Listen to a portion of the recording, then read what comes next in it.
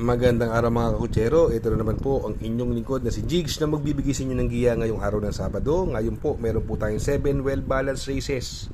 At uulitin ko po itong aking giya. Ito will review and analysis ko lamang at walang halong information. Start na po tayo. Race number 1, no? Dito magsisimula ang winner take all, no? Rating based handicap system class 5, 17 to 41 split. Distance is 1400 meters. Meron po tayong 7 kalahok. Although andyan si They Will Be Done, Ladybug Red, no? Yan ang mga malanyamado po dyan. French Leather, no? Ito nung karera, nabitin lang po. Nalibunan, magandang pandiado. Tatler Story, mabilis din. Puro mabibilis tong lineup na to. First choice ko po rito, numero 7, French Leather, no? Sa akin ni Uno Hernandez, pwedeng iuna, pwedeng isunod, at baka mag-unahan sa unahan si Tatler Story, Ladybug Red, They Will Be Done. Magkaroon ng lutsahan, no? Ito isusunod lang. Second choice ko po rito, numero 2, Jewel of the Nile, no? Sa kanya ni RGC Tabor, gumanda lang po ang labas sa aparato. Tingin ko may panalo po yan, magandang pandeado. Ito, pandeado ko rin po. Numero 5, Nalibunan, sa kanya ni Ramon Raquel, no? Tingin ko, sa baba ng laban, may tsamba po yan. Kaya dito sa race number 1, pili ko po, numero 7, French Leather, Panigundo. Numero 2, Jewel of the Nile, pandeado. Numero 5, Nalibunan. Sa race number 2, 3-year-old rating-based handicap system class for 42 to 56. Another 1400 meter distance. Meron po tayong 8 kalahok, no? Gandang laban po ito. Pero para sa akin, nakakalamang numero 3, Rapido, sa kay ni Uno Hernandez. Paumento yung kabayo, no? Although itong kabayo hindi naman kabilisan, pero magaling din, no? Pwedeng una, pwedeng isunod. Second choice ko po, ito baka makabuo ng ere nung karera, hindi po kasi nauna ito, no? Pero malalakas ang tinalo niyan. Numero 5, Georgia, sa kay ni Jan Alvin. Pag pinilit mauna, may panalo po yan, Georgia. Yan po mahigpit na makakalaban. Siguro kung magsasama po ako ng pamproteksyon, isasama ko po dyan yung numero 7, War Emblem, sa kay ni John Paul Guse, no? Kaya dito sa race number 2, pili ko po, doon ako sa numero 3, Rapido, Panigundo, numero 5, Georgia, at pandeado, numero 7, War Emblem.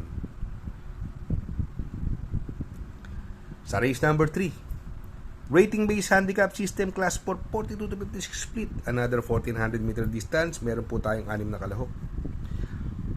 First choice ko po rito, numero 2, Speed Dancer, sa kay ni Pabs Cabalejo. Alam naman nating malakas ang tinalo niya, si Upscale Bell, no? May preba rin pong 1.26 yan. Itong karerang ito, possible scenario, Don Pedro, super daily din, puro mabibilis, magkakalutsahan yan, tingin ko.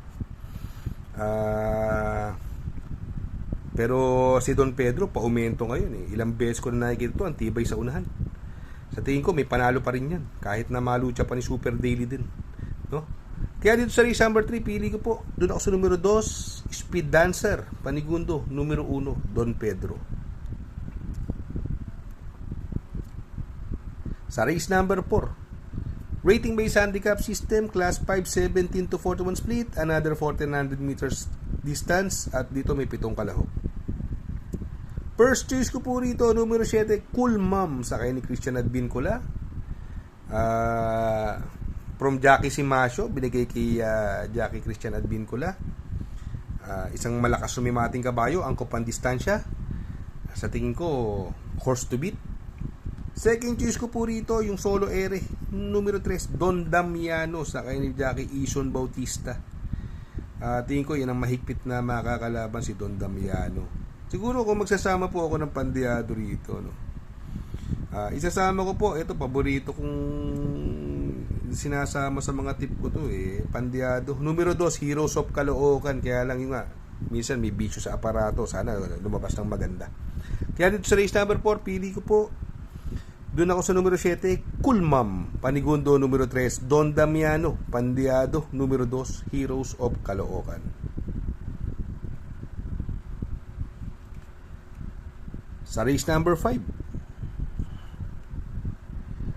rating-based handicap system, class 5, 17 to 41 split, another 1400 meter distance. Meron po tayong 7 kalahok. Ito, na-inquiry lang ito, no? Pero napaka-umentado ngayon nito. 2 takbo nito, napakabuting kabayo. 1.26 ang 1400, 1.12 media ang 1200. Walang masyadong mabilis, solo ehere. Numero 3, Tenteng Enteng sa ni Jigger Paano. Na-inquiry lang po yan, nanalo din po yan nung last na niya, kaya lang inquiry. Para sa akin po, itong race number 5 sosolohin ko na po yan. Numero 3, Tenteng Enteng. Sa race number 6, sa penultimate race, rating based handicap system class 4, 42 to 56 split.